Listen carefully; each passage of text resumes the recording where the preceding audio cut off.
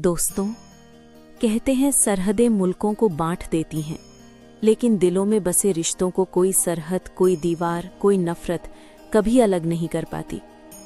आज जो कहानी मैं आपको सुनाने जा रही हूँ वो सिर्फ एक कहानी नहीं है, वो एक ऐसी चीख है जो सरहद के इस पार भी सुनी गई और उस पार भी। ये कहानी है आयशा की, उस आयशा की जिसकी आंखों में सपने कम और जिम्मेदारियां ज्यादा थीं। बाप पहले ही इस दुनिया से जा चुके थे और उसकी छोटी सी दुनिया सिमट कर रह गई थी बस अपनी माँ और नन्हे भाई में, जिसे वो बेटे की तरह पालती थी, जिसे हंसते देख खुद अपने सारे दर्द भूल जाती थी। वो खुद भूखी सो जाती, लेकिन अपनी माँ और भाई की थाली कभी खाली नहीं रहने देती थी। वो खुद पुराने कपड़े पहन लेती, लेकिन भाई के लिए ईद पर नए कपड़े जरूर लाती थी। दोस्तों, उसके लिए वो भाई सिर्फ भाई नहीं था, उसकी सांस था, उसकी जिंदगी था, उसकी जीने की आखिरी वजह था। और फिर एक दिन सरहद पर ऐसा तूफान उठा जिसने आयशा से उसका सब कुछ छीन लेने की ठान ली। उस दिन एक बहन ने रिश्ते बचाने के लिए, इंसानियत बचाने के लिए और अपने छोटे भाई की जिंदगी बचाने के लिए वो कर दिखाया जिसे सुनकर आज भी लोग रो पड़ते हैं। आज की कहानी सुनते वक्त अगर आपकी आंखों से आंसू ना निकले तो समझ लेना कहानी नहीं, दिल ही पत्थर का है। आयशा की उम्र अभी 22 साल की थी। गांव का नाम था नूरपुर, लोक से महज 2 किलोमीटर दूर। आसपास की हर चोटी पर फौजी चौकियां, हर रात गोलीबारी की आवाजें और हर सुबह नए नए जख्म। आयशा के अब्बू उस्ताद अब्दुल्ला गांव के स्कूल में पढ़ाते थे। वो बच्चों को सिर्फ अक्षर नहीं, इंसानियत भी सिखाते थे।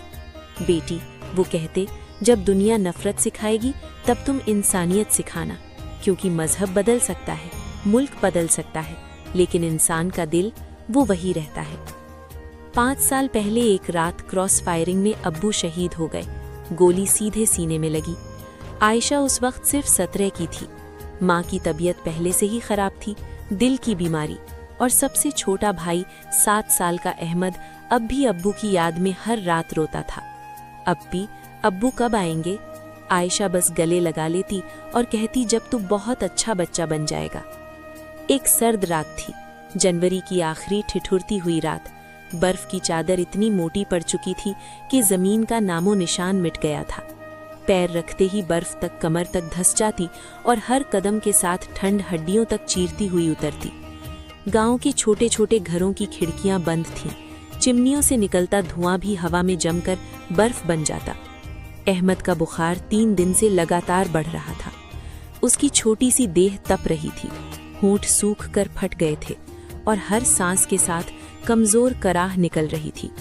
दवा सिर्फ एक जगह थी, गांव के सबसे आखिरी छोर पर रहने वाले हकीम अब्दुल्ला के पास। माँ की गोद में अहमद बार बार बेहोश हो रहा था। आयशा ने माँ की आंखों में देखा, वो आंखें डर और थकान से भरी थीं। मैं जा रही हूँ अम्मी, आयशा ने धीरे से कहा। माँ ने हाथ जोड़ लिए। नहीं बेटी, इतनी बर्फ में तू मर जाएगी, सुबह तक इंतजार कर ले। आयशा ने माँ के हाथ थामे, उनकी हथेलियों पर अपने गाल रखे। अहमद को ज्यादा वक्त नहीं है, मैं लौट आऊंगी। वो उठी, पुराना भूरा दुपट्टा ओढ़ा जो अब्बू का आखिरी तोहफा था। चप्पलें पहनने की जगह नंगे पैर रह गई। चप्पलें बर्फ में फंस जाती। दरवाजा खुलते ही हवा ने उसके चेहरे पर इतना जोरदार थप्पड़ मारा कि सांस रुक गई। फिर भी वो चल पड़ी। रास्ता लंबा था, हवा इतनी तेज थी कि बर्फ के कण चाकू की तरह चेहरा काट रहे थे। आंखें जल रही थीं, पलकें जम रही थीं। तभी दूर से एक हल्की सी कराह सुनाई दी। पहले लगा हवा का शोर है, लेकिन कराह दोबारा आई, दर्द भरी, कमजोर, इंसानी। आयशा रुकी। चारों तरफ सिर्फ सफेदी। फिर बर्फ के एक ढेर में कुछ हिलता दिखा। वो करीब गई। एक आदमी पड़ा था, कपड़े फटे हुए, खून बर्फ पर जमकर काले लाल धब्बे बना चुका था। वर्दी पर भारतीय सेना का बैज चमक रहा था, हल्की सी लेकिन साफ। नाम पट्टिका पर लिखा था कैप्टन अर्जुन सिंह। उम्र शायद 28 के आसपास। चेहरा पीला पड़ गया था, होंठ नीले, लेकिन आंखों में अभी भी जिंदगी की हल्की सी चमक बाकी थी, जैसे कोई आखिरी उम्मीद की किरण। आयशा का दिल जोर जोर से धड़का। यहाँ अगर किसी को पता चला तो वो सोच भी नहीं सकती थी। गांव में नफरत की आग इतनी पुरानी और इतनी गहरी थी कि लोग पूछते भी नहीं, पहले गोली मारते, बाद में लाश देखकर कहते अच्छा हुआ। फिर भी वो झुकी। अब्बू की आवाज कानों में गूंजी, बेटी, इंसानियत किसी कीमती से ज्यादा है। जब कोई घायल हो वो उस वक्त सिर्फ इंसान होता है, दुश्मन नहीं। अर्जुन की सांसें बहुत धीमी थी। दाहिने पैर में गहरी गोली लगी थी, खून अब भी रिस रहा था।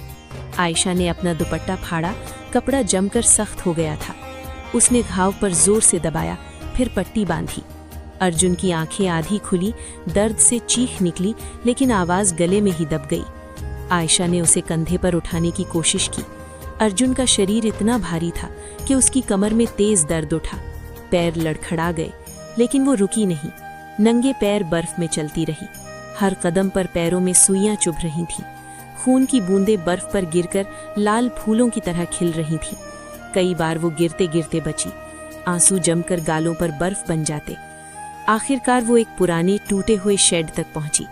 सालों से कोई नहीं आता था। छत में छेद थे, लेकिन दीवारें अभी भी हवा रोक रही थी। अंदर ले जाकर अर्जुन को पुरानी चटाई पर लिटाया। पास में सूखी लकड़ियां पड़ी थीं। कांपते हाथों से माचिस जलाई। आग की पहली लपट देखकर आयशा को लगा जैसे जिंदगी लौट आई हो। वो पानी गर्म किया। अब्बू से सीखी जड़ी बूटियां, तुलसी, अदरक, काली मिर्च, सब कुछ मिलाकर काढ़ा बनाया। घाव पर लगाई। रात भर वो जागती रही। अर्जुन की छाती पर हाथ रखकर सांस गिनती रही। कई बार लगा कि सांस रुक गई। हर बार वो जोर से उसका नाम पुकारती, अर्जुन जागो, मत छोड़ना। सुबह की पहली किरण जब शेड में घुसी, अर्जुन की आंखें धीरे धीरे खुली। पहले तो वो घबरा गया, हाथ पिस्तौल की तरफ गया, लेकिन पिस्तौल कहीं नहीं थी। आयशा ने आग के पास बैठे हुए धीरे से कहा, रुकिए, मैं तुम्हें मारने नहीं आई, बस बचाने आई हूँ। अर्जुन ने कमजोर फटी आवाज में पूछा, तुम कौन हो? आयशा। उसने पानी का घूंट उसके मुंह में डाला। और तुम इस वक्त पाकिस्तान की तरफ हो। अर्जुन की आंखों में डर फैल गया। मुझे मार दोगे? आयशा ने सिर हिलाया। नहीं, मेरे अब्बू कहते थे जो घायल हो वो दुश्मन नहीं रहता, वो बस इंसान होता है। दिन बीतने लगे। आयशा हर रात चुपके से शेड जाती। कभी रोटी, कभी दाल, कभी माँ के लिए छिपाकर रखा दूध। अर्जुन की हालत सुधर रही थी। धीरे धीरे बातें होने लगी। एक रात अर्जुन ने जेब से एक छोटी सी मुड़ी हुई फोटो निकाली। ये मेरी रिया है, मेरी पत्नी, और ये हमारी आराध्या, अभी 4 साल की है। फोटो में एक छोटी लड़की हंस रही थी, आंखों में शरारत भरी। हर रात फोन पर कहती है, पापा जल्दी आओ, मैंने तुम्हारे लिए चित्र बनाया है। आयशा ने फोटो देखी और मुस्कुराई। बहुत प्यारी है, मेरे अहमद जैसी ही शरारत वाली आंखें। फिर उसने अपनी बात बताई, अब्बू की मौत कैसे हुई, माँ की बीमारी, अहमद का बुखार। मैं पढ़ना चाहती थी, डॉक्टर बनना चाहती थी, लेकिन अब बस जी रही हूँ। अर्जुन ने धीरे से कहा, तुम पहले से ही डॉक्टर हो आयशा, तुमने मेरी जान बचाई। उस रात दोनों चुपचाप आग के सामने बैठे रहे। बाहर बर्फ गिर रही थी, अंदर 2 इंसान, 2 मुल्क, 2 जख्म और एक छोटी सी उम्मीद। रात गहरी हो चुकी थी। कमरे में सिर्फ एक छोटा सा बल्ब जल रहा था, जो दीवार पर हल्की पीली छाया डाल रहा था। अर्जुन बिस्तर के किनारे पर बैठा था, घुटनों पर कोहनियां टिकाए, हाथ जोड़े हुए। उसकी आवाज में एक अजीब सी कांपती हुई नम्रता थी। आयशा, उसने धीमे से कहा, जैसे शब्दों को बाहर निकालना भी किसी भारी बोझ को हटाने जैसा हो। आयशा, मैं तुम्हारे बहुत कर्जदार हूँ। तुमने सिर्फ मुझे जिंदा नहीं रखा, बल्कि इंसान होने का एहसास भी दिलाया। अगर मैं कल वापस चला गया तो क्या करूं? मैं कैसे चुका पाऊंगा ये सब? आयशा खिड़की के पास खड़ी थी। बाहर ठंडी हवा में कहीं दूर से एक कुत्ते की भौंकने की आवाज आ रही थी। उसने आंखों से बहते आंसुओं को हथेली से पोंछा, फिर मुड़ी। उसकी आंखें लाल थीं, पर चेहरे पर वही शांत मध्यम मुस्कान थी जो इन दिनों अर्जुन को सबसे ज्यादा डराती थी, क्योंकि वो जानता था कि ये मुस्कान अब ज्यादा दिन नहीं रहेगी। उसने गहरी सांस ली और फिर धीरे धीरे, जैसे हर शब्द को तौल कर बोल रही हो, अर्जुन भाई, बस इतना ही करना। वो एक पल रुकी, जैसे शब्दों को सीने में समेट रही हो।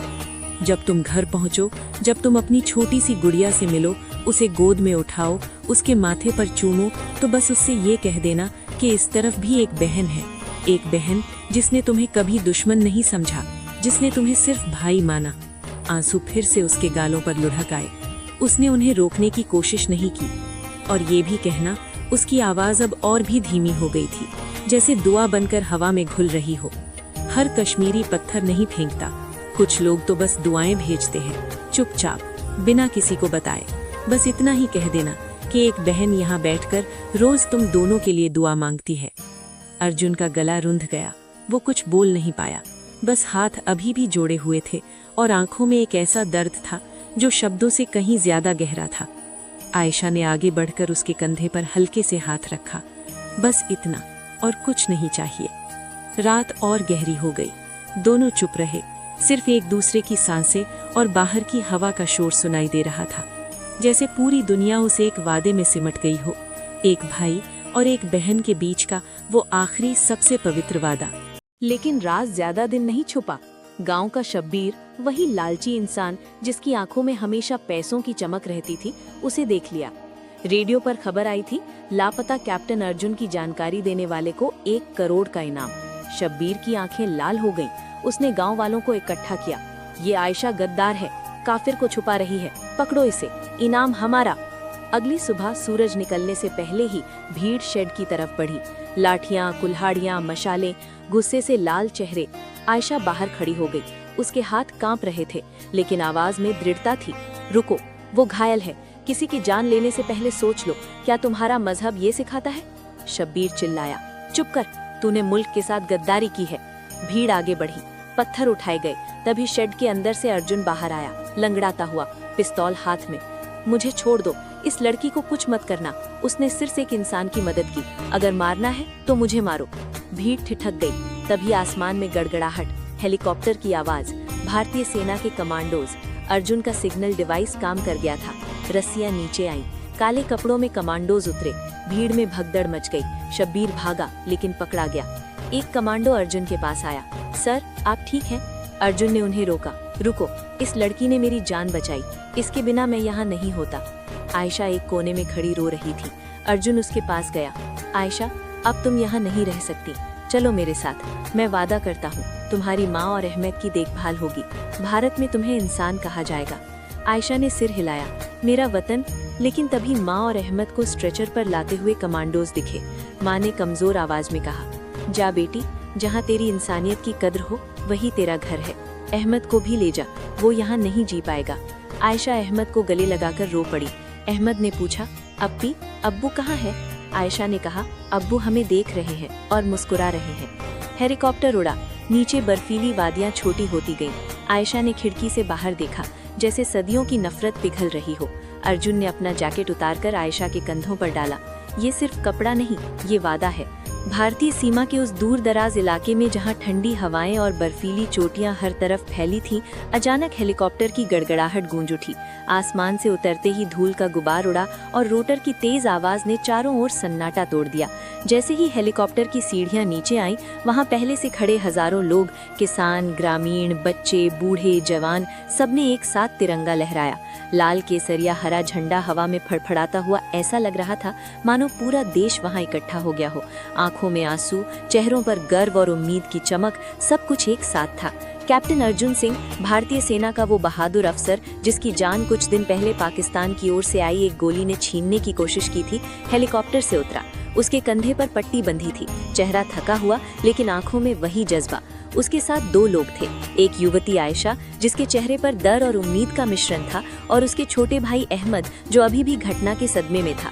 जब भीड़ को पता चला कि ये वही आयशा है, वही पाकिस्तानी लड़की जिसने सीमा पार से आकर अपनी जान जोखिम में डालकर दुश्मन के हमले में घायल अर्जुन को बचाया था, उसने अपनी जिंदगी, अपना घर, परिवार, सब कुछ छोड़ दिया था, सिर्फ इसलिए कि इंसानियत की आवाज उसके दिल में गूंजी थी। वो अर्जुन को लेकर भारतीय इलाके में पहुंची, जहां सेना ने उसे सुरक्षित निकाला। भीड़ में सन्नाटा छा गया। फिर एकाएक तालियों की गड़गड़ाहट हुई। कोई चिल्लाया, भारत माता की जय, और पूरा मैदान गूंज उठा। लोग रो रहे थे, गले मिल रहे थे। आयशा और अहमद के पैर कांप रहे थे। वो इतने बड़े स्वागत की उम्मीद नहीं कर रहे थे। अर्जुन आगे बढ़ा। उसने पहले आयशा को देखा, फिर अहमद को। बिना एक शब्द कहे उसने दोनों को कसकर गले लगा लिया। आयशा की आंखों से आंसू बह निकले। अहमद भी सिसक पड़ा। अर्जुन की आवाज थोड़ी कांप रही थी, लेकिन मजबूत थी। तुम अब अकेले नहीं हो, ये देश तुम्हारा भी है। तुमने जो किया वो कोई भूल नहीं सकता। यहाँ से आगे की जिंदगी हम सब मिलकर जिएंगे। तुम्हारा घर अब यहीं है। चारों तरफ से लोग चिल्लाए, वंदे मातरम, तिरंगे लहराते रहे। कुछ महीने बाद दिल्ली के एक अस्पताल में आयशा की मां की सर्जरी हुई, सफल रही। अहमद स्कूल जाने लगा। आयशा नर्सिंग की पढ़ाई शुरू की। अर्जुन की बेटी आराध्या आयशा को आंटी कहकर बुलाती और हर साल 26 जनवरी को दोनों परिवार मिलकर तिरंगा फहराते। दोस्तों, ये कहानी सिर्फ दो लोगों की नहीं है, ये उस इंसानियत की कहानी है जो सरहदों से परे सांस लेती है। गोलियां दिल चीर सकती हैं, लेकिन दुआएं उन जख्मों पर मरहम लगाती हैं। नफरत कितनी भी ऊंची हो जाए, इंसानियत एक छोटी सी चिंगारी से पूरी आग बुझा देती है। और शायद यही